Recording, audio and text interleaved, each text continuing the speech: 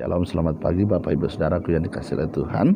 Kita akan lanjutkan renungan pagi kita pagi hari ini dari 1 Samuel pasal yang ke-9 dan 1 Samuel pasal yang ke-10. 1 Samuel pasal 9 itu bicara tentang Saul diurapi menjadi raja. Saudara, ketika Saul diurapi menjadi raja, maka Tuhan melihat sesuatu yang lebih pada diri Saul. Secara fisikal, Alkitab berkata bahwa keluarga Saul ini bukan orang yang sembarangan, bukan orang yang tidak punya, tapi dikatakan bahwa mereka adalah orang yang berada. Artinya mereka punya kekayaan, mereka punya harta yang cukup untuk menjadi referensi buat Saul ketika ia akan menjadi raja. Dan kemudian secara fisikal, Saul juga memiliki postur tubuh, dia cakep, dia ganteng, ya, dikatakan oleh Alkitab.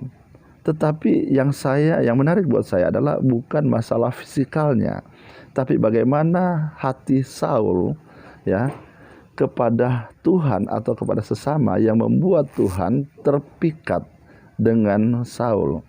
Ada 3 hal yang menarik yang akan menjadi pelajaran buat kita dari 2 pasal ini, pasal 9 dan pasal 10. Yang pertama adalah Saul adalah orang yang baik hati, ya. Saul adalah orang yang baik hati. Ketika orang tuanya kehilangan keledai-keledai betinanya dan secara responsif, ya, Saul menuruti apa yang diperintahkan oleh orang tuanya. Dia tidak membangkang, dia tidak mengelak, dia tidak lari dari apa yang ditugaskan, tetapi dia nurut, dia melakukan apa yang diperintahkan oleh Kis, orang tuanya. Nah, ini yang menarik buat saya, saudara. Bukan masalah fisikalnya, bukan masalah postur tubuhnya, bukan karena gantengnya, bukan karena sesuatu yang sifatnya kelihatan, tapi apa yang dimiliki oleh Saul yang membuat Saul diurapi menjadi raja, karena ada sesuatu yang berbeda dalam diri Saul. Yang pertama, Saul adalah orang yang baik hati. Yang kedua, Saul adalah orang yang rendah hati, ya. Pada pasal 9 ayat 21 di sana dikatakan bahwa tetapi jawab Saul, bukankah aku seorang suku Benyamin, suku yang terkecil di Israel, dan bukankah kaumku yang paling hina dari segala kaum Benyamin? Mengapa Bapak berkata demikian kepadaku?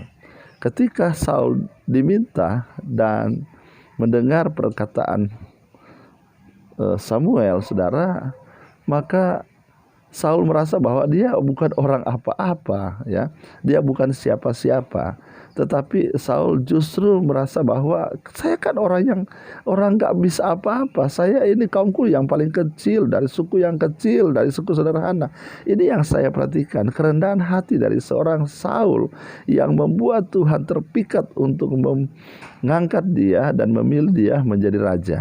Yang ketiga adalah Saul adalah orang yang tidak suka menonjolkan diri. Saul orang yang tidak suka pamer. Saul bukan seorang yang suka memperlihatkan apa yang dia punya atau kemampuan-kemampuan yang dia miliki. Pada waktu pengundian untuk memilih seorang pemimpin, saudara, karena undian itu adalah tradisi yang harus dilakukan oleh orang-orang Israel pada waktu mereka mencari pemimpin, ya. Tapi itulah cara-cara Tuhan. Tuhan sudah atur semuanya sampai terpilih juga Saul, ya. Orang yang sudah ditetapkan dari awal oleh Tuhan, pasti orang itu juga akan ditentukan oleh Tuhan untuk menjadi seorang pemimpin. Nah, yang dimiliki oleh Saul adalah seorang yang tidak suka pamer, seorang yang tidak suka menonjolkan diri, ya. Pada waktu Saul terpilih dan mendapatkan undian untuk menjadi pemimpin bangsa Israel, maka Saul bersembunyi, ya. Bersembunyi, dan orang mencari Saul dan membawa Saul, ya. Nah, ini menunjukkan bahwa Saul adalah orang yang tidak suka pamer. Dan Saul adalah orang yang tidak suka menonjolkan diri.